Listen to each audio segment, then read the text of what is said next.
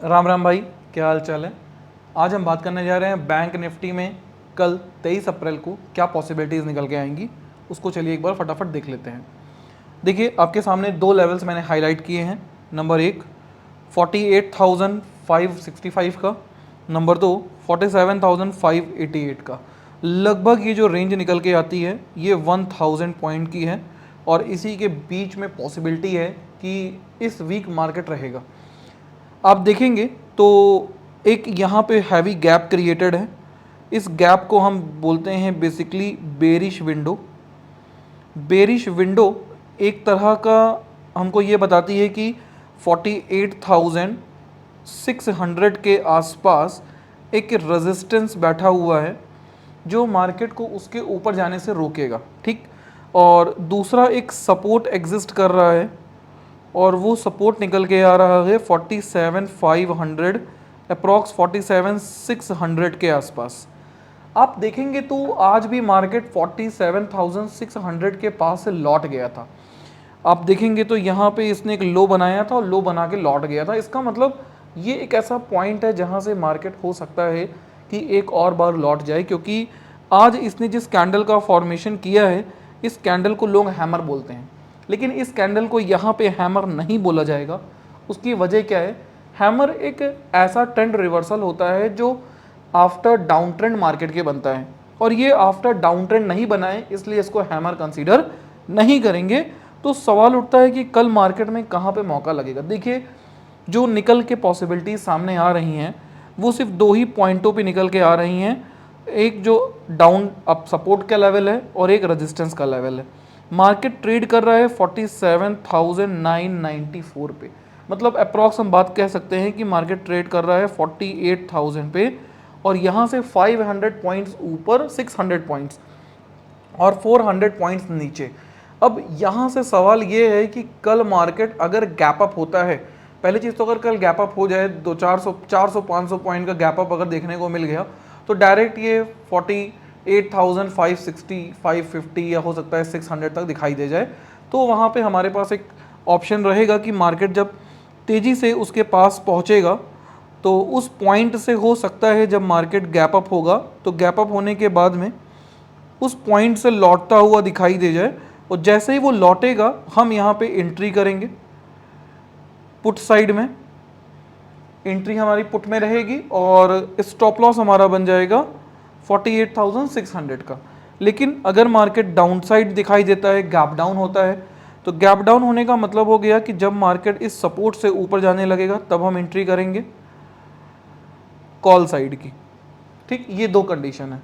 लेकिन in case अगर कुछ ऐसा सिनेरियो होता है कि एक्चुअल में ज़्यादातर कंपनीज़ के रिजल्ट आ रहे हैं तो उसका इम्पैक्ट देखने को मिल सकता है, और अगर ऐसा कुछ होता है और गैप अप के बाद मार्केट 48,600 को ब्रेक करके इसके ऊपर ट्रेड करता है, सपोज दैट अगर ऐसा पॉसिबल हो गया कल मार्केट में, तो एक बार आप इसको ऊपर निकलने दीजिए और फिर अगर ये वापस से डाउन ट्रेंड में आके अप ट्रेंड में जाए देन आप एंट्री करिएगा कॉल साइड की। ये इस तरीके से हम इसको बोलेंगे ब्रेकआउट की कंडीशन है और हमको एक मौका लगेगा। ये तो ओवरऑल मार्केट की बात हो गई, बट अगर पॉइंट्स को छोड़ दें, क्योंकि ये सारे के सारे बैंक निफ्टी के पॉइंट्स हैं, अगर हम प्राइस एक्शन को देखें कि प्राइस क्या कह रहे हैं, तो प्राइस को सबसे बढ़िया जो जज करेगा वो इसकी ऑप्शन चैन की 47,000 की अगर हम कॉल को देखें तो हमें ज़्यादा अच्छा समझ में आएगा कि मार्केट एग्जैक्टली है कहाँ पे और कहाँ पे ज़्यादा अच्छा सपोर्ट निकल के आ रहा है या किस पॉइंट पे ज़्यादा अच्छा रेजिस्टेंस बैठा है। ये सारी बातें कौन करेगा हमारे साथ में? तो ये सारी बातें करने के लिए सबसे अच्छा जो तरीका है वो है 47,000 की कॉल को देखें और हमें वहाँ से बहुत सारी बातें समझ में आएंगी। चलिए हम आपके सामने एक बार उसको डिस्कस करते हैं।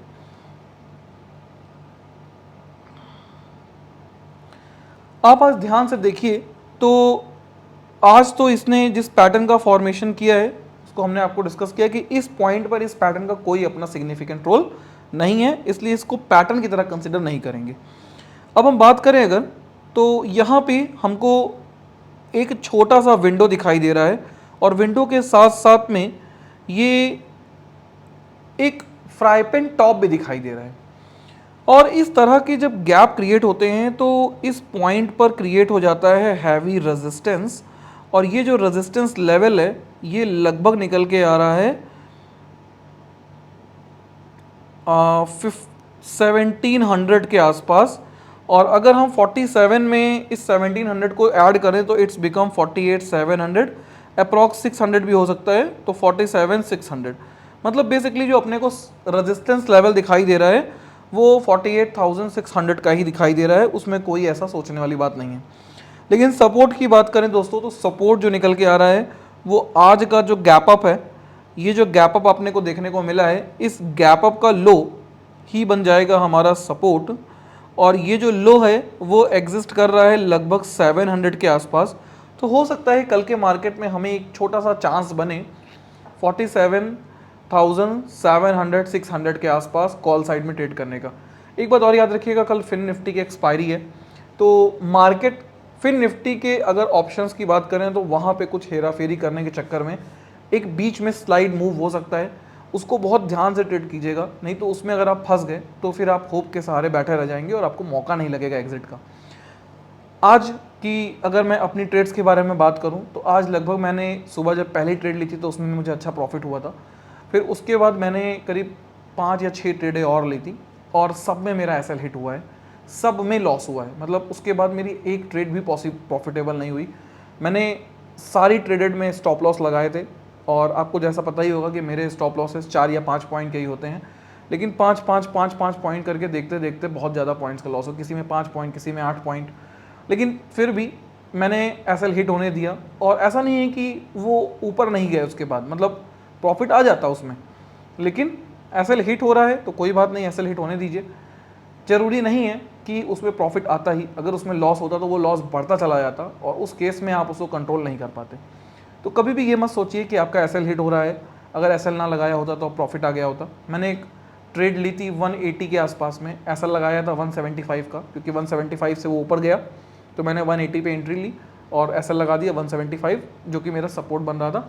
48,000 की कॉल थी मेरी, और आपको पता ही है 48,000 की कॉल फिर बढ़ गई थी उसके बाद, नहीं 48,000 हाँ। और फिर मुझे लगा, ऐसा महसूस होने लगा कि ऐसा नहीं लगाना चाहिए था, बट वो मेरी गलत बात है, ऐसा लगाना ज़रूरी है। क्योंकि 46 की पुट मैंने देखी थी, सॉरी 47,600 की पुट पे भी मैं काम कर रहा था, तो उसका प्राइस देखेंगे तो बहुत ज़्यादा गिर चुका है और वहाँ पे मेरे कई सारे एसएल हिट हुए हैं। क्यों? क्योंकि मेरे को बार बार ऐसा लग रहा था कि अब यहाँ से ट्रेंड रिवर्सल आ गया है, ट्रेंड रिवर्सल आ गया है, तो टेक्निकल के अकॉर्डिंग मुझे लग रहा था प्रॉफिट बनेगा, लेकिन वो मेरे एसएल को हिट कर रहा था बार बार। तो कोई बात नहीं, एसएल हिट हो रहा है, होना भी चाहिए। एसएल हिट होगा तभी आपका सीखने का मन करेगा और ज़्यादा नॉलेज बढ़ाएंगे आप, क्योंकि आपको लगेगा आपके अंदर कुछ कमी है अभी। और एसएल लगाए रहने से आपकी कैपिटल कहीं ना कहीं सेव रहती है, मतलब अननेसेसरी ऐसा लॉस नहीं होता है जिसको हम बाद में देख ही ना सके, मतलब समझ रहे हैं, कैपिटल को वाइप कर दे, पूरा स्वाइप कर दे, ऐसा लॉस नहीं होता है। तो एसएल प्लीज़ लगाइए, ठीक। और कोशिश कीजिए एक लॉट से काम कीजिए। आज मैंने अपनी क्वांटिटी कम रखी थी जब मेरे एसएल हिट हो रहे थे, और मैंने उसको घटा के सिर्फ 5 लॉट कर दिया था। क्यों? क्योंकि मुझे दिख रहा था कि एसएल लगातार हिट हो रहा है, तो बेवजह का लॉसेस ना लें, पहले अपनी ट्रेड इंप्रूव करें।